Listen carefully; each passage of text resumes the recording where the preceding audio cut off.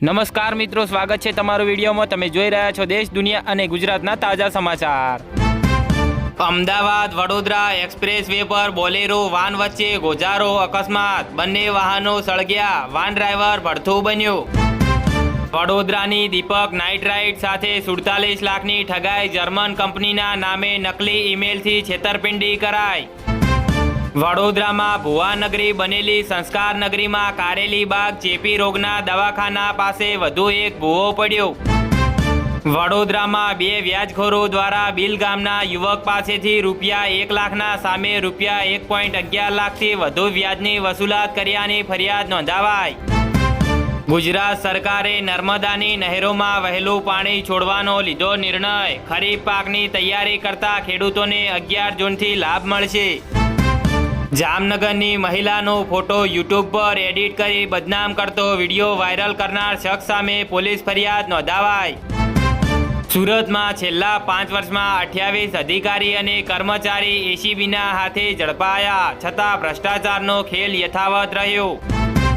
જામનગર જિલ્લાના ક્રોલના પેટ્રોલ પંપમાં રૂપિયા 14.6 લાખની ઉચાપતનો આક્ષેપ, મેનેજર સામે વિશ્વાસઘાત અને ધમકીની ફરિયાદ નોંધાવાઈ।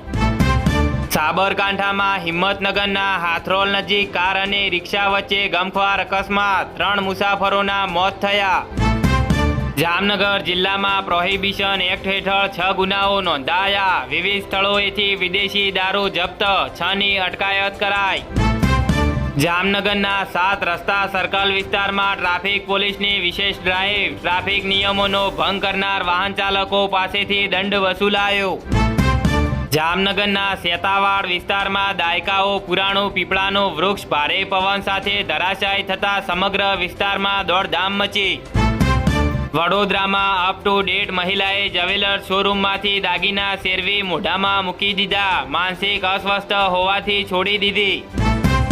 અમદાવાદમાં નરોડા જીઆઈડીસીમાં આગની દુર્ઘટનામાં શ્રમિકનું મોત, ન્યાય માટે પરિવારજનો મૃતદેહ લઈને કંપનીએ પહોંચ્યા। અમદાવાદના બોપલમાં પાડોશી સાથે ઝઘડામાં પોલીસના ડરથી ભાગવા જતા યુવકનું 4થા માળેથી પટકાતા મોત, મૃતક સામે ગુજસીટોકના ગુના નોંધાયેલા હતા। સુરત શિક્ષણ સમિતિના શિક્ષકો ફરી તંત્રના ઓલ ઇન વન કર્મચારી, અભ્યાસક્રમ શરૂ થાય તે પહેલા જ સુપરવિઝન અને વસ્તી ગણતરીની જવાબદારી મળી। અમદાવાદના ધોળકામાં મિત્રએ જ મિત્રનું ગળું કાપ્યું, પોલીસે ગણતરીના કલાકોમાં ભેદ ઉકેલ્યો। જામનગરની જીજી હોસ્પિટલમાંથી બિનવારસી બુજુર્ગ મહિલાનો મૃતદેહ મળી આવ્યો, વાલી વારસદારની શોધખોળ કરાઈ। અમદાવાદમાં કારમાંથી વિદેશી દારૂની 1800થી વધુ બોટલો સાથે રાજસ્થાનનો શખ્સ ઝડપાયો, પોલીસે 7 લાખનો મુદ્દામાલ કર્યો જપ્ત।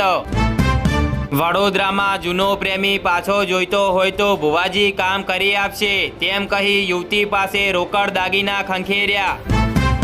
જામનગરના યુવાનને રૂપિયા 10,000ની ઉઘરાણી મામલે સસરા શાળાએ માર મારી જાનથી મારી નાખવાની ધમકી આપી, પોલીસ ફરિયાદ નોંધાવાઈ।